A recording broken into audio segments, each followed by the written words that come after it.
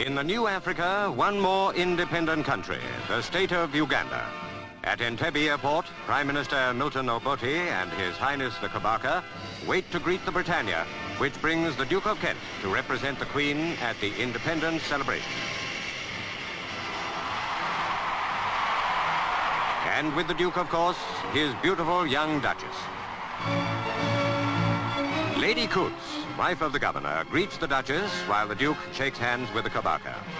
A formal occasion, but more than that, because Uganda is gaining its freedom without bitterness, at its own request, becoming an immediate member of the Commonwealth. So the traditional gestures have a real meaning of friendship.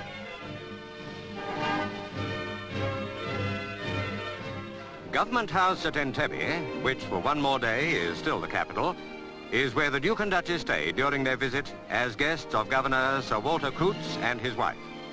After tomorrow, Kampala is the capital. This afternoon, the crowds are gathering at Entebbe Harbour for one of the big events of the day, a canoe regatta. Canoes from all along the coast and islands of Lake Victoria take part. Victoria, the third largest lake in the world, and the other lakes and rivers that connect with it, are the lifeblood of Uganda and of the 28 tribes that make up its people.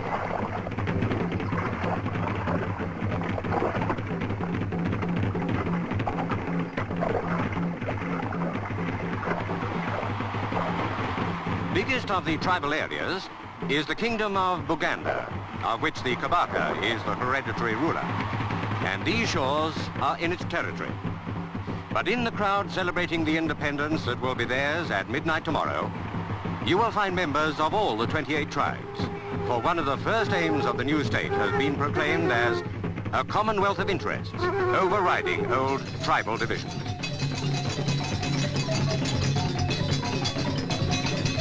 At Twikobi, the Kabaka's palace, His Highness is to give a cocktail party. And more crowds are waiting and entertaining themselves while they wait to see the Duke and Duchess arrive. But first, the Guard of Honor.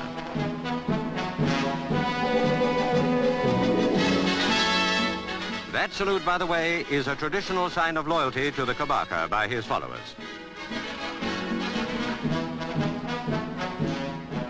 The Kabaka himself arrives, a ruler whose dynasty and kingdom were thriving long before the first European explorers came. The present Kabaka is His Highness Sir Edward William Frederick David Walungembe Mutebi Luangula Mutesa II, who now welcomes the Duke and Duchess.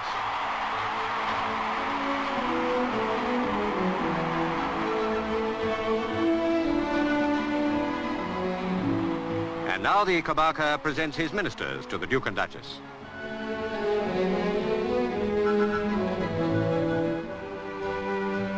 Even at a cocktail party, a certain amount of formality is inevitable. But the crowds in the streets have no such inhibitions. They've got a new independence to celebrate, and they celebrate it, pausing to greet their visitors as they go by.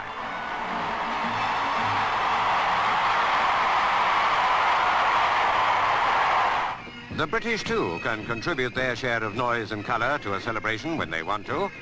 And the Scots Guards do just that for the big independence tattoo in Kololo Stadium. This is the climax of all these days of rejoicing, because here at midnight, Uganda's independence will formally begin.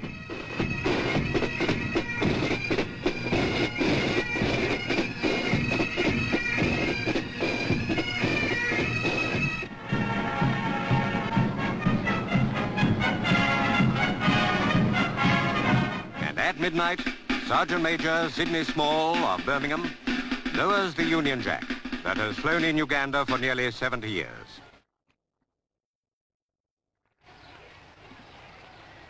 At the same moment, the 4th Battalion King's African Rifles becomes the 1st Battalion Uganda Rifles.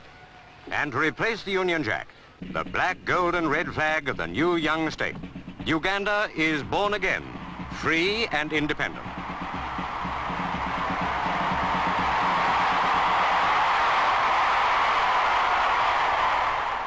Next day is a public holiday, and by the time the Duke and Duchess return to the Kololo Stadium for the daylight celebrations, the Governor-General and the Prime Minister have been sworn in their new roles. the Duke of Kent speaks to the people of Uganda, bringing a message of goodwill and congratulations from his cousin, the Queen. Not in any sense a goodbye, for Uganda has asked to be and has been accepted as a full member of the Commonwealth, of which the Queen is head.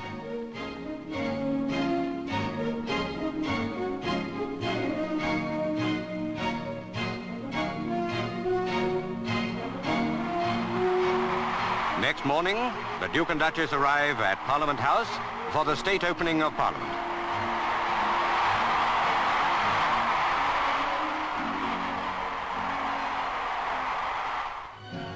Uganda's first Legislative Council met 41 years ago and has grown larger and more representative ever since. From now on, its power is supreme. Good luck to a new country, a new member of the Commonwealth, a new member of the growing community of African peoples. Britain has come a long way with you and wishes you well.